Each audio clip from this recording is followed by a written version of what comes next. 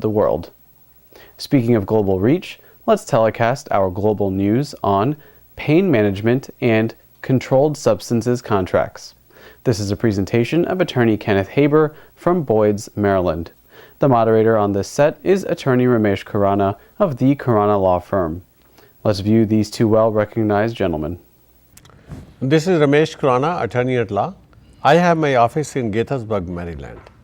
Today I am really privileged to have in our studio a very experienced and knowledgeable attorney, attorney Kenneth Haber. Kenneth, welcome to our studio. Thank you, Ramesh. Kenneth is the former assistant U.S. attorney and a very senior attorney in the Office of Inspector General, Human and Health Services of the U.S. government. And we have the pleasure of asking him some questions. And today I am going to ask you questions, Ken, about the pain management and controlled substances contracts.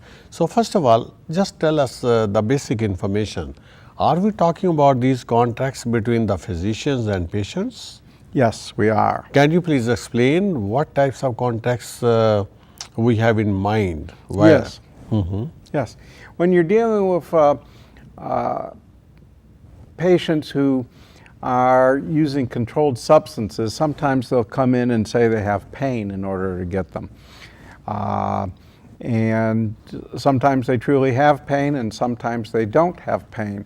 And the doctor, when he is issuing controlled substance in order to deal with the pain, has to make sure that he's not feeding an addiction. Because some of these patients have addictions and are not truly in physical pain in terms of needing some sort of remedy for the physical pain, but are more in a psychiatric or psychological pain that they need the controlled substance, and that's not what it's there for. So the pain management contract is to set the relationships between doctor and patient. Now, can you please explain a little bit more, like why is it so significant for a medical practice to have a pain management and controlled substance contract with its patients who are prescribed controlled substances? Certainly. The patients who are abusing medications, pain controlled substance medications, they're addicts. When they're abusing it, they're addicts. And an addict will sell his mother, his or her father, their children, anything for a fix when they're in need of a fix. And they'll certainly sell their doctors down the drain as well, and they'll lie to their doctors. They're very manipulative. They're very shrewd and cunning, and on top of that, they'll even shop doctors. So the one doctor who they're telling that they have a certain problem to will be prescribing them possibly controlled substances. But the fact is they'll take the same problem that they have and they'll go to another doctor and shop that doctor and obtain controlled substances. And it's really not a physical pain that they're dealing with, but their addiction. Oh, I see. Okay. I'm glad you beautifully explained it. Now let me ask you one more question. Now, what are some of the critical purposes of a controlled substance contract when we are talking about a contract between a doctor and a patient? It's to define the relationship between that doctor and patient. It's a contractual relationship? It's a contractual relationship. This is a written contract, and the doctor has to make sure in black and white the patient understands, the boundaries that there is there between the doctor and the patient, the limitations on the patient's use of the doctor's authority to prescribe, and the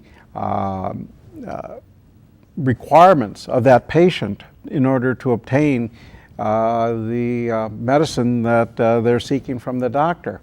And those are all defined within the context of the controlled substance pain management contract. So usually what are the limitations which would basically have an impact on the capability of a physician while dealing with a patient? Well, the limitations are it has to be for a medical purpose that he's prescribing this. So that's the key point. It has to be for a medical purpose. It has to be for a medical purpose, and they do not find addiction is a medical purpose in terms of prescribing the controlled substances. And even if they did find it as such, it would be for reduction of the level of controlled substances, but they don't find feeding addiction a legitimate medical purpose. So that doctor, if he prescribes that medicine in order to feed the addiction, in order to relieve the addiction, in order to do anything with that addiction, is writing away his license to prescribe medicine. Beautifully explained, beautifully explained. So what extra steps a physician has to take to make sure that the patient who has stepped in is not just trying to pose that he has he is really a patient of pain, whereas he is trying to get the prescription for the controlled substance? Good question. Well, the doctor literally has to establish checks and balances with that patient. In his contract, he has to have provisions that upon a call from that doctor, the patient will come in and take a urine test, that patient will come in and give blood, that the patient will bring in his pills so that the doctor can count the pills, and see that the patient's not overusing his medication.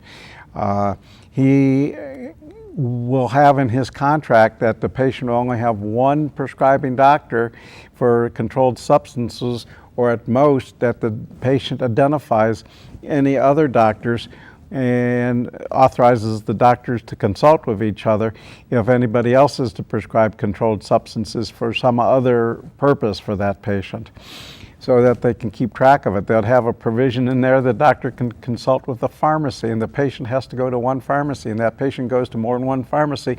The doctor has a right to terminate that contract and discharge that patient. There's numerous provisions in that pain management contract in order to establish boundaries for the patient.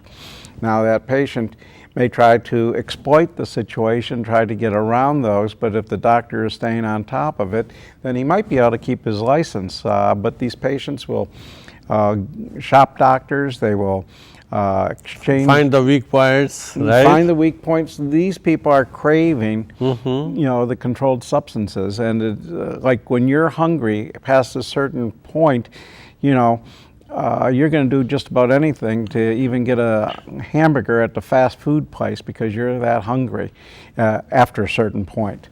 And these patients are craving their narcotics for their addiction, and they will do just about anything dishonorable. They will seek to, if it's a male doctor and it's a female patient, they'll seek to try to entice the doctor into an illicit relationship just to be able to get the controlled substances. Yeah. Wow. And the doctor would be cuckoo in the brain to ever get into a personal relationship. I had a pathetic situation one time where a doctor had called me, and he was like in his 70s, something like that, and some patient had seduced him basically, and then was using him to get controlled substances, and they finally caught up with him, and here he was, getting his license revoked and everything. Very unfortunate situation. Very unfortunate situation, and he was an older gentleman, and she was just able to seduce him, and these people will do anything it takes in order to get their habit fed. Now, a more difficult type of situation is in terms of what happens. A patient comes in and tells the doctor that they are addicted. Well, the best thing for the doctor is send the patient to a rehab and not try to do a rehab themselves. The patient will try to talk the doctor into doing a rehab for them. But unless you've got that experience, you shouldn't be getting into that. Certainly not in a single doctor-patient type of situation. It should be institutional. The patient who's got real pain is the difficult one, right? Because of the fact that the doctor has to help that pain, but it's got to help that pain without causing addiction or increasing addiction. The doctor has to be avoiding the addiction or stopping the addiction. He can't feed it. Now, let me ask you a question here. You have made a very important comment here. Now, let us say the doctor has diagnosed that this patient needs to go to the rehab center. Now, can the doctor force him to go to the rehab center, or is there any ethical requirement on the part of the doctor, or he will just give the prescription and let the patient decide whatever he or she wants to decide? No, they don't. If they want to keep their license, they don't just give a prescription, tell the patient to decide what they want. You know, they have a responsibility to do no harm, and that would be doing harm. The doctor has to make sure that the patient, if the patient has physical pain, you know, has a legitimate physical pain, and part of the pain management contract would be for the patient to submit to any consultation the doctor wants in terms of medical centers where they check out the patient and ensure the patient really has, you know, some sort of physical problem that requires some sort of pain medication. And also the doctor, if he's smart, he'll have the medical center, you know, review his prescription, his treatment regime for physical ailments, and endorse it or make suggestions on changing it. That way, if the authorities come to the doctor and say, why are you giving this patient medication? It's not just this doctor, but it's Johns Hopkins University's medical center that has also saw the patient, has endorsed the doctor's practice, or Maryland Medical Centers and saw the patient. So the doctor is not just using his own medical judgment, but he's backing it up with legitimate established authorities in medicine that this is appropriate treatment regime for this patient. Okay. Now, Ken, when we are talking about a contract between a physician and the patient, so is there any template available usually to the medical practices, or you think that they should hire an attorney like you to tailor make a contract for that particular medical practice? Well, they need to hire some attorney who's familiar with these issues, and they have to have the attorney prepare the doctor-patient contract for controlled substances. It's not something the doctor can just pull out of the hat. Right.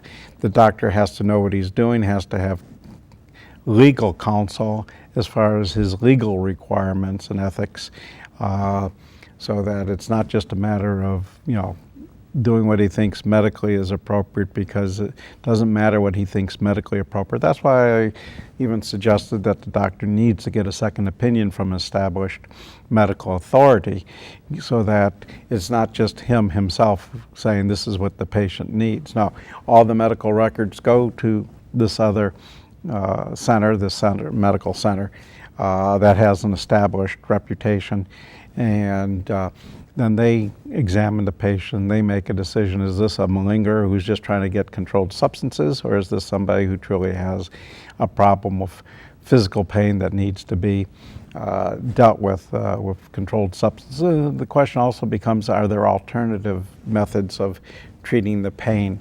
You know, all these have to be considered when you're dealing with a patient. Great. Very well explained, Ken. Now we are just left under 2 minutes for this segment. Let me quickly ask you one more question. What should a physician seek to identify and establish by a controlled substance contract? Well, he needs to know that the patient's not going elsewhere. He needs to get controlled substance. He needs to get authorization to open up communications with whoever else the patient is seeing. The pharmacy, he has to limit the patient, and if he finds out that the patient is going elsewhere, that he would terminate the patient immediately if he's going to a different pharmacy. And why would the patient go to a different pharmacy? Because he's shopping doctors, and, you know, he knows the doctor, you know, is talking to pharmacy A, and the fact is that you know, if he goes with a second doctor's prescription to pharmacy A, that the doctor will find out about that other physician. So these all have to be considered and dealt with so that the patient can't use the doctor in an appropriate fashion. No, Ken, I think during the last 15 minutes we have considered some of the most important questions regarding this subject matter. I am very pleased that you were able to answer these questions, and I am sure our audience has been immensely benefited. Now, I would like to thank you for coming to our studio and answering our several questions. It's my pleasure. Hopefully, we will request you to come back soon. Be my pleasure. Thank you.